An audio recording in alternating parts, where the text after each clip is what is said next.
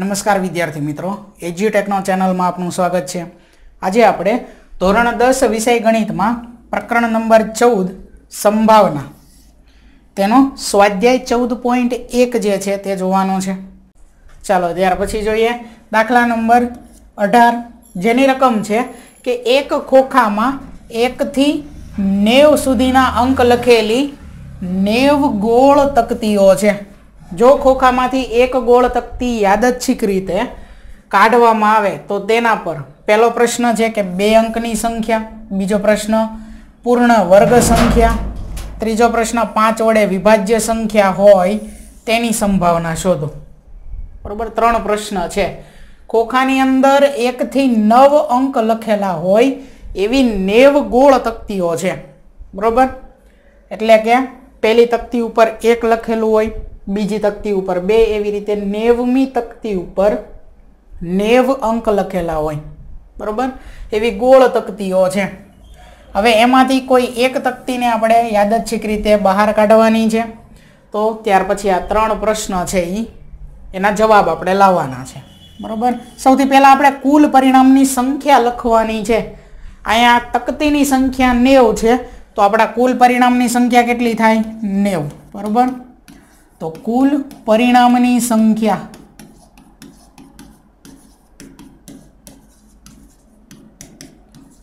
નેવ। ત્યાર પછી હવે પહેલો પ્રશ્ન એટલે આપણી ઘટના એ 2 અંકની સંખ્યા હોય તે, બરોબર, કે એક ગોળ તકતી યાદચ્છિક રીતે બહાર કાઢવામાં આવે છે તો તેના પર એટલે કે તકતી પર 2 અંકની સંખ્યા હોય। સૌથી પહેલો પ્રશ્ન છે આપણો, એને કેવી આપણે ઘટના એ।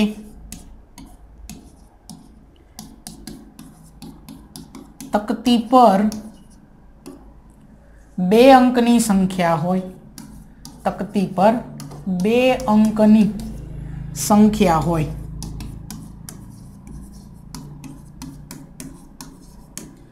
તો ઘટના એ થવાના પરિણામની સંખ્યા, ઘટના એ થવાના પરિણામની સંખ્યા કેટલી થશે? 81 થાય। કઈ રીતે એ જોઈએ આપણે। 1 થી 90 અંક લખેલી તકતી છે,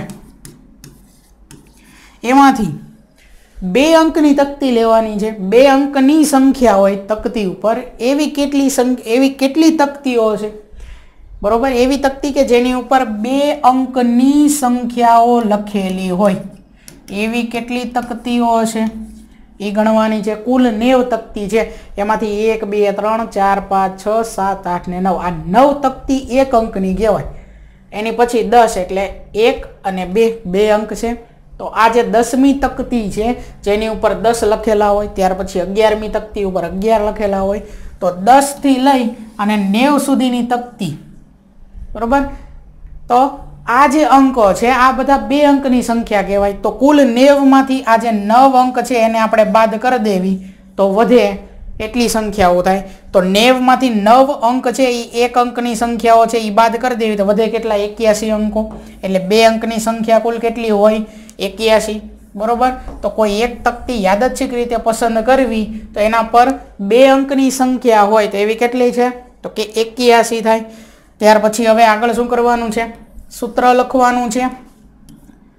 P ઓફ A બરાબર અંશમાં આવે ઘટના એ થવાના પરિણામની સંખ્યા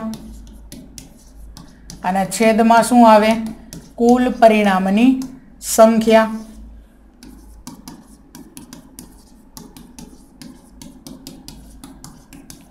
કિંમત મૂકી દઈએ બંનેમાં। ઘટના એ થવાના પરિણામની સંખ્યા કેટલી છે? 81। કુલ પરિણામની સંખ્યા એ કેટલી છે? 90। 81 ના છેદમાં 90, છેદ ઉડાડવાના છે। અહીં 9 ના ઘડિયામાં બંને સંખ્યા આવે છે, 9 ના ઘડિયામાં બંને સંખ્યા આવે છે। 9 ગુણ્યા 9 81, 9 ગુણ્યા 10 90, 9 9 કેન્સલ કરવી તો 9 ના છેદમાં 10। આ થયો આપણો પહેલા પ્રશ્નનો જવાબ। જે પહેલો પ્રશ્ન પૂછ્યો છે એની સંભાવના શું મળે છે? P ઓફ A બરાબર 9 ના છેદમાં 10। ત્યાર પછી હવે આગળ બીજો પ્રશ્ન છે કે પૂર્ણ વર્ગ સંખ્યા હોય. સૌથી પહેલા આપણને પૂર્ણ વર્ગ સંખ્યાઓ એટલે શું એ ખબર હોવી જોઈએ. પૂર્ણ વર્ગ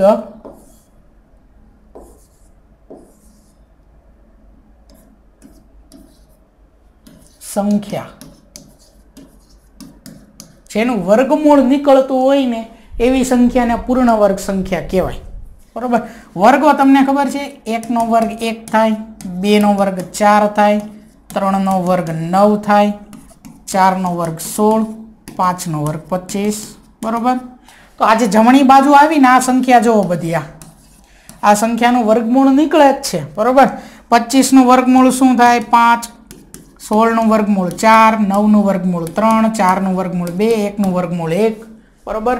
225 કીધા હોય તો 225 નું વર્ગમૂળ શું થાય? 15 થાય.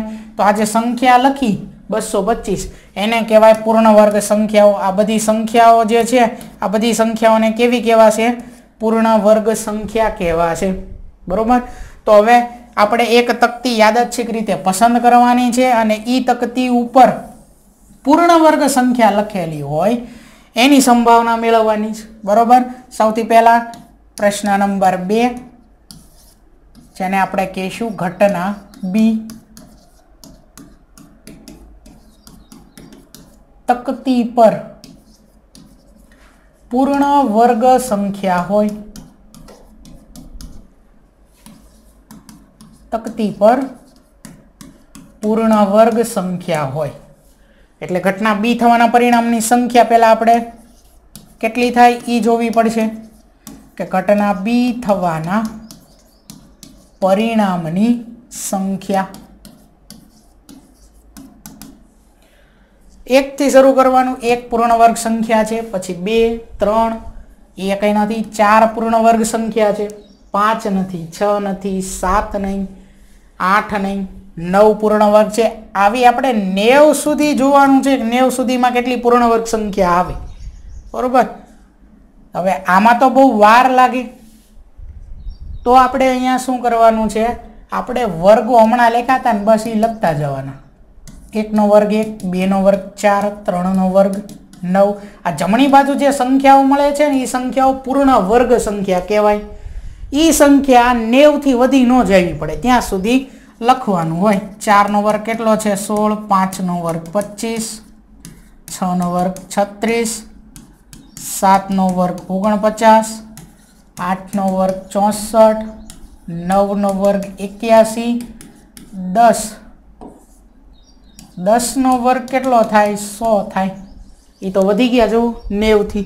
આપણે 1 થી 90 સુધી ના જ આપણે ગણવાના. તો 1 થી 9 સુધી 90 સુધી 1 થી 90 સુધી કેટલી સંખ્યાઓ મળી? તો ટોટલ આ કેટલી સંખ્યા છે? 9 સંખ્યા છે. 1 થી 90 સુધીમાં 9 સંખ્યા એવી છે જે પૂર્ણ વર્ગ સંખ્યા છે. બરોબર. એટલે ઘટના બી થવાના પરિણામની સંખ્યા કેટલી થાય? 9. બરોબર. એ 9 સંખ્યા આગળ જોવી. ત્યાર પછી હવે શું લખવાનું છે? સૂત્ર શું થશે? પી ઓફ બી બરાબર ઘટના બી થવાના પરિણામની સંખ્યા છેદમાં કુલ પરિણામની સંખ્યા. સીધી કિંમત મૂકી દેવી આપણે. અંશમાં આવે 9 અને છેદમાં આવે કુલ પરિણામની સંખ્યા કેટલી છે? 90. 90 ને આપણે ચેકી અને આ લખી એકવી 9 ગુણ્યા 10. 9 9 કેન્સલ કરીએ. 1 છેદમાં શું આવે?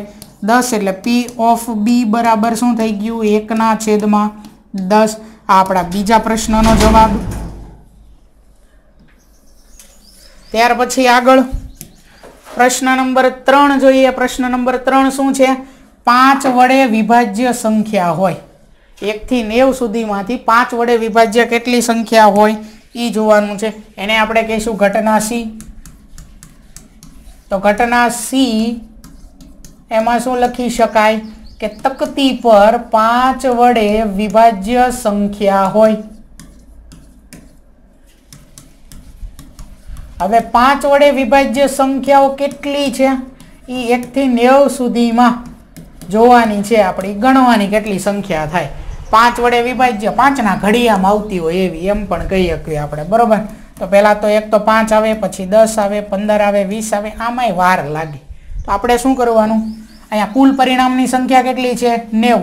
એને ભાગ્યા અહીંયા કેટલા વડે વિભાજ્ય કીધું છે 5 વડે 90 ભાગ્યા 5 કરવાના સીધી ખબર પડે બરોબર 18 પંચા કેટલા થાય 90 એટલે 18 સંખ્યા હોય અહીંયા જોવી 5 એકા 5 અહીંયા વધે 4 ઉપરથી આવ્યા 0 5 ગુણ્યા 8 કેટલા થઈ જાય 40 એટલે 18 સંખ્યા મળે ફરીવાર કઈ રીતે ખબર પડે 5 વડે વિભાજ્ય સંખ્યા કીધી એટલે કુલ પરિણામની સંખ્યા ભાગ્યા કેટલા વડે વિભાજ્ય કીધું છે 5 વડે જો અહીંયા એમ કીધું તકતી પર 4 વડે વિભાજ્ય સંખ્યા મળે તો શું કરે 90 ભાગ્યા 4 કરે 2 વડે વિભાજ્ય 90 ભાગ્યા 2 કરે તો અહીંયા આવે તકતી પર 5 વડે વિભાજ્ય સંખ્યાઓ બરોબર હવે ઘટના C થવાના પરિણામની સંખ્યા કેટલી સંખ્યા મળી તો 18 સંખ્યા મળી તો ઘટના C થવાના પરિણામની સંખ્યા બરાબર 18 ત્યાર પછી આગળ અહીંયા સૂત્ર શું થશે P of C બરાબર અંશમાં ઘટના C થવાના પરિણામની સંખ્યા છેદમાં કુલ પરિણામની સંખ્યા કિંમત મૂકવી તો P of C બરાબર 18 ના છેદમાં કેટલા આવે 90 18 ના ઘડિયામાં 90 આવે છે ક્યાં આવે 18 ગુણ્યા 5 18 પંચા 90 18 18 કેન્સલ કરીએ તો P of C બરાબર શું થાય 1 ના છેદમાં 5 આ થઈ ગયો ત્રીજા પ્રશ્નનો જવાબ બરોબર આગળ જોઈએ 19મો પ્રશ્ન છે એક બાળક પાસે એક એવો પાસો છે જેની 6 સપાટીઓ નીચે આપેલા અક્ષરો બતાવે છે કે એક પાસો છે પાસાની 6 બાજુ હોય 6 સપાટી હોય હવે 6 સપાટી કઈ છે A B C D E અને છઠ્ઠી જે સપાટી છે એનું નામ F નહીં પણ A છે આ એક કોઈ બાળક છે જેની પાસે આવો પાસો છે થોડોક અલગ પાસો બરોબર નામ ટૂંકમાં અહીંયા ફેરવેલા છે આગળ આ પાસાને એકવાર ઉછાળવામાં આવે છે તો પાસા પર પહેલો પ્રશ્ન A મળે અને બીજો પ્રશ્ન D મળે તેની સંભાવના કેટલી અહીંયા આપણે કુલ પરિણામની સંખ્યા લખવાની છે પાસાને એકવાર ઉછાળવામાં આવે તો કુલ પરિણામની સંખ્યા કેટલી મળે છે 6 મળે છે બરોબર આ જે પાસો આપ્યો છે એ પાસાની આપણે વાત કરવાની છે લખ્યું અહીંયા કે આપેલ પાસાની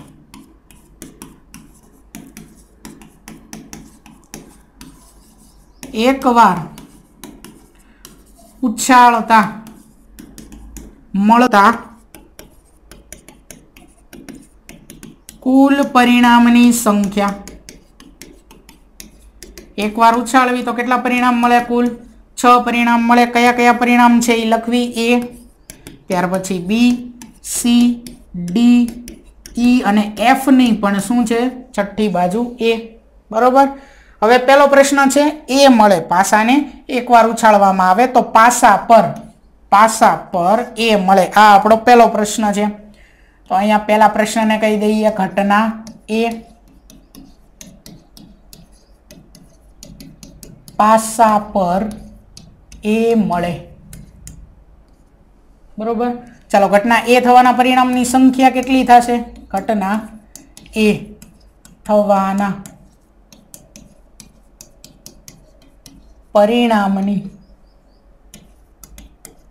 સંખ્યા ઘટના A એટલે પાસા ઉપર A મળે તો આપણા કુલ પરિણામ છે એમાં A કેટલી વાર છે 2 વાર છે એટલે ઘટના A થવાના પરિણામની સંખ્યા કેટલી થાય 2 સૂત્ર લખવાનું છે P of A બરાબર અંશમાં ઘટના A થવાના પરિણામની સંખ્યા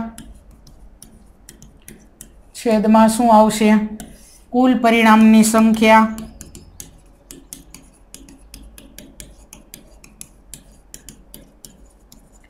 ઘટના A થવાના પરિણામની સંખ્યા કેટલી છે 2 કુલ પરિણામની સંખ્યા કેટલી છે 6 છેદ ઉડાડીએ 2 ગુણ્યા 3 2 2 કેન્સલ અંશમાં કાંઈ નથી તો 1 અને છેદમાં કેટલા છે 3 તો 1 ના છેદમાં 3 આ છે આપણો પહેલા પ્રશ્નનો જવાબ ત્યાર પછી બીજો પ્રશ્ન શું હતો D મળે કે પાસા પર D મળે જેને આપણે ઘટના B કહીશું તો ઘટના B પાસા પર B મળે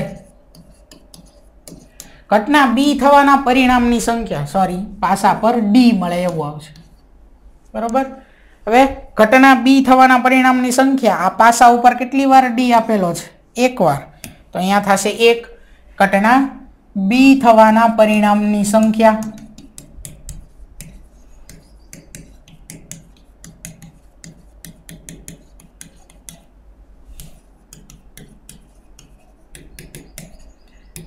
P of B બરાબર અહીંયા 1 આવશે.